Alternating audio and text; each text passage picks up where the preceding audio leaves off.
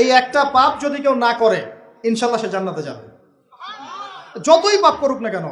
বাসায় মা বোন যারা আছে অনেকেই দেখা যায় চুল আশ্রয় চিরুনি পরে গেলে বলে আজকে মেহমান আসবে। কি আসবে আজকে? মেহমান আসবে আজকে বললেই শিরক। বাসা থেকে বের হচ্ছেন, আপনার পাঞ্জাবিটা একটু আটকে গেছে, আপনার স্ত্রী বলছে একটু বসে যান, অমঙ্গল হতে পারে, বসেন, বাস মুশরিক, শিরক হয়ে গেল। মুসলিম সমাজে রন্ধ্রে রন্ধ্রে শিরক। এখন রাস্তাঘাটে উঠতে বসতে পেপার পত্রিকা খুললেই শিরক।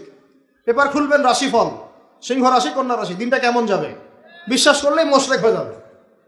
রাস্তার পাশে টিয়া পাখি দিয়ে ভাগ্য পরীক্ষা করছে, হাতটা দেখে দেন তো ভাই কি আছে, বললেই শিরক হয়ে যাবে।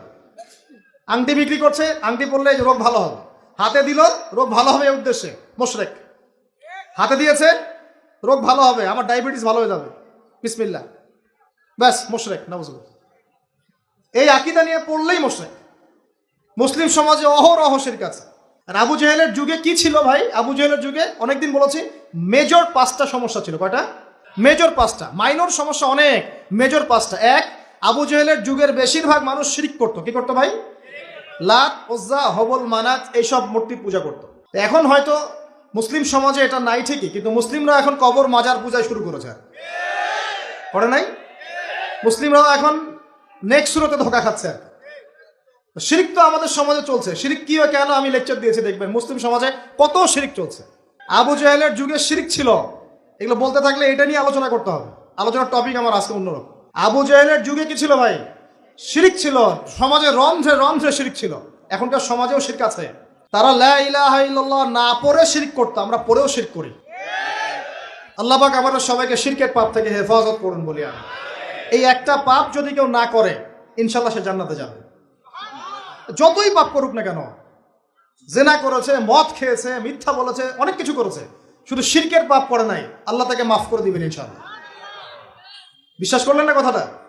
নবীজি বলেছেন এই উম্মতের যে কোনো ব্যক্তি যতই পাপ করুক না কেন আল্লাহ পাক সমস্ত পাপ মাফ করতে পারেন, কিন্তু শিরকের গুনাহ আল্লাহ পাক মাফ করবেন। তওবা করে যদি মারা না যায় মাফ করবেন না। একটা এক্সাম্পল দিয়ে বোঝাচ্ছি, তাহলে ক্লিয়ার হয়ে যাবে। মনে করেন কেউ একজন জেনা করেছে, তওবা করার সুযোগ হয় নাই, মারা গেছে, নাউজুবিল্লাহ। এখন আল্লাহ পাক কিয়ামতের মাঠে এই জেনার পাপটা মাফ করে দিতে পারেন, যদিও সে তওবা করে নাই। যদিও সে তওবা করে নাই, আল্লাহ পাক এই পাপটাও মাফ করতে পারেন। কিন্তু একজন ব্যক্তি শিরক করেছে, তওবা করে নাই, কিন্তু এই অবস্থায় যদি কাল কিয়ামতের মাঠে আল্লাহর সাথে সাক্ষাৎ করে, আল্লাহ তার গুনাহ মাফ করবে না। এই শিরক আর অন্য পাপের এই হলো পার্থক্য। তাহলে সবচেয়ে কোন বিষয়টা থেকে আমাদের বেঁচে থাকা উচিত ভাই?